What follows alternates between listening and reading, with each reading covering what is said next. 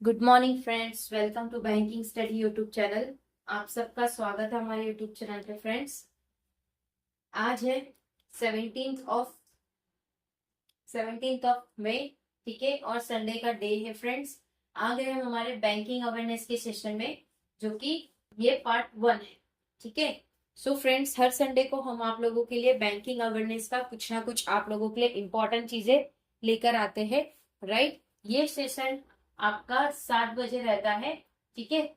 So I hope आप सभी लोग अच्छे होंगे और अच्छे से आप सभी की स्टडीज चल रही होगी, राइट। तो फ्रेंड्स, ये सेशन आप लोगों के लिए बहुत इंपॉर्टेंट सेशन है। आप लोगों को आपके मेंस एग्जाम में बहुत काम आएगा। जो बैंकिंग अवेयरनेस का पार्ट 1 है, ठीक है। क्या चीज है पूरा इसमें देखेंगे, चीजों को समझेंगे क्या क्या चीज है, ठीक है। चलिए, बैंकिंग अवेयरनेस का पार्ट 1 है, जो कि बेसिक है। ये 1934 RBI act 1934 on the basis of central banking investigation committee report of 1933। मतलब आरबीआई एक्ट कौन सा है? 1934 का है। उनके जो basic central banking investigation committee है, वो रिपोर्ट कर रही है 1933 को, ठीक है। तो 1934, 1935, 1935 RBI established headquarter कोलकाता था। The headquarter later moved to Mumbai in 1937, ठीक है। 1934 में आरबीआई एक्ट बना था, ओके। 1935 में आरबीआई इस्टेब्लिश हुआ, जिसका हेडक्वार्टर कोलकाता में था, बट लेटर वो चला गया बॉम्बे में 1937, ठीक है। इन 1944 नेगोशिएशन ऑफ ब्रिटेन वुड्स, किसका नेगोशिएशन? ब्रिटेन वुड्स का नेगोशिएशन। ये जो आप लोगों को दिया है, ये जो पार्ट है, ये इंपॉर्टेंट पार्ट है। इसको टिक कर लीजिएगा, या इसे आप लोग बार बार रीड करोगे तो आप लोगों को पता भी चल जाएगा, क्योंकि ये आपके बैंकिंग अवेयरनेस का स्टैटिक पार्ट है, ठीक है। ये चेंज नहीं होने वाला, ये एज इट इज है वैसा ही रहेगा, ठीक है, right. 1949 RBI is nationalise, RBI nationalise हुआ। Banking regulation act 1949 comes into force, वो चीज फोर्स में आई। एंड को Deshmukh takes charge as the RBI governor. और किसने अपने चार्जेस लिया? को Deshmukh takes charges as the RBI governor, RBI governor बने थे, ठीक है। सो वंस अगेन 1934 में आरबीआई एक्ट बना था, ठीक है। 1935 में आरबीआई इस्टेब्लिश हुआ था, जिसका हेडक्वार्टर कहाँ पे था? कोलकाता में था, बट वो 1937 में वो मूव हो चुका बॉम्बे में। फिर 1944 में नेगोशिएशन ब्रिटेन वुड्स आए थे, राइट। 1949 में आरबीआई नेशनलाइज हुआ। बैंकिंग रेगुलेशन एक्ट 1949 का था, कम्स इनटू फोर्स, वो चीजें आई। और को देशमुख उन्होंने चार्ज बने आरबीआई गवर्नर के, ठीक है। तो कुछ आरबीआई का एक इंपॉर्टेंट चार्ट है, वो चार्ट को आप याद कर लीजिएगा, ठीक है। इसका जो चार्ट है, उसका एक एक पॉइंट हम आपको, जो नेक्स्ट लेक्चर होगा आपका नेक्स्ट संडे, उसमें आप लोगों को समझाया जाएगा, ठीक है, राइट। तो चलिए, हम पढ़ रहे हैं आरबीआई। क्या है आरबीआई का full form? Reserve bank of India, ठीक है। अभी आरबीआई के गवर्नर कौन है? होमवर्क में ये क्वेश्चन है, आप लोग गवर्नर कौन है, ये होमवर्क है आप लोगों का, क्वेश्चन है।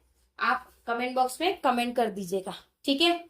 चलिए, आरबीआई है जो सबसे बड़ा बैंकिंग को चलाते हैं, ठीक है। रिजर्व बैंक ऑफ इंडिया कहते हैं उनको। उनमें दो चीजें हैं, एक शेड्यूल बैंक है और दूसरा है non schedule bank, right. Schedule bank में भी दो चीजें आती है, commercial bank and cooperative bank. Commercial bank में क्या क्या आता है? पब्लिक सेक्टर बैंक आता है, थर्ड प्राइवेट बैंक आता है, सेकेंड प्राइवेट बैंक आता है, थर्ड फॉरेन बैंक आता है, fourth one is your regional rural bank, जो आपके आरआरबीज रहते हैं।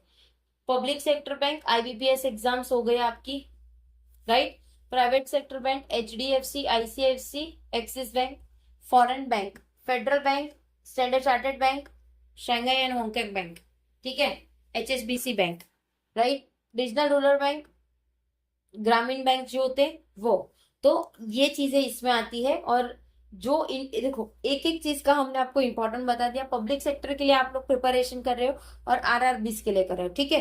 कुछ स्टूडेंट हो गए जो प्राइवेट बैंक में जॉब कर रहे होगे, ठीक है, करेक्ट है, ओके। अब कॉर्पोरेटिव, अर्बन कॉर्पोरेटिव और state corporative, urban corporative and state corporative, ठीक है। अर्बन कॉर्पोरेटिव मतलब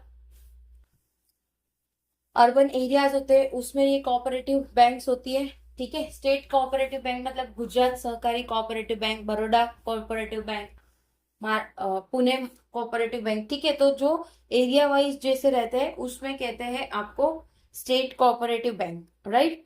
तो ये आप लोग एक बार याद कर लीजिएगा, ये बहुत इंपॉर्टेंट चार्ट है, आप लोग इसे भी चिपका दीजिएगा, ठीक है। इससे आपको अंदाजा आ जाएगा कि बैंकिंग सेक्टर किस तरह से चलता है। ये इंपॉर्टेंट है, इसलिए इस सेशन को हमने आज लिया है पार्ट 1 के तौर पे। सेकेंड पार्ट में आप लोगों को दिखाया जाएगा, बताया जाएगा कि किस तरह से बैंकिंग का क्या क्या चीजें होता है, वो चीजें, ठीक है। सो आई होप ये सेशन पसंद आया होगा आप लोगों को। अगर कोई डाउट रह जाता है या कोई कमेंट है, कोई सजेशन है, तो प्लीज कमेंट बॉक्स में कमेंट कर दीजिएगा, राइट। ओके, पीडीएफ आप लोगों को टेलीग्राम ग्रुप में मिल जाएगी, टेलीग्राम ग्रुप ज्वाइन कर लीजिएगा। विद इन उसमें आप लोगों को मिल जाएगी पीडीएफ, और कमेंट का आप लोगों को रिप्लाई विद इन 24 आवर्स के अंदर हम आपको दे देंगे, ठीक है, राइट है। चैनल को सब्सक्राइब नहीं किया है तो चैनल को सब्सक्राइब कर दीजिएगा, बेल आइकन को भी क्लिक कर देना ताकि जो भी वीडियो की नोटिफिकेशन रहे वो आपसे मिस ना हो, ठीक है। मिलते हैं 1 बजे वाले सेशन में, जो आपका स्पीड मैथ्स का सेशन रहेगा। उसमें प्लीज आ जाइए, अपनी अटेंडेंस मार्क कर लीजिएगा, ठीक है।